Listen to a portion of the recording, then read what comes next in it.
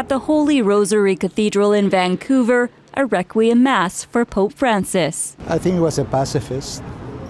I mean, I guess it comes with a job, but I think he did give that ideology to the people, right?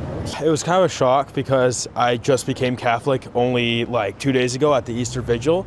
So I didn't think that at all he was going to go away on Easter Monday. It's kind of poetic, like the priest in here put it. It felt like a movie. The cathedral's vice rector says there is symbolism in Francis's death. I think it's a sign of, he dies on the day on which Jesus defeats the power of death. Because that's what we believe as Catholics.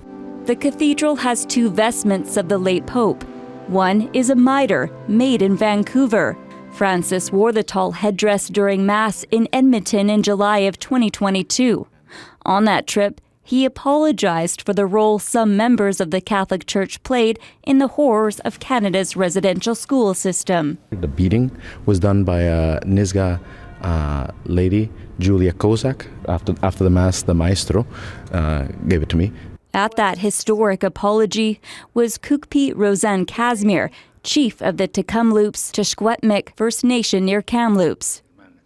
She met the pontiff on that trip and when other First Nations leaders traveled to the Vatican beforehand. He is the first pope to formally recognize and apologize, for the atrocities committed against Indigenous peoples in Canada, through the residential school system. So I really hold my hands up towards him and his historic work in this reconciliation, with Indigenous peoples.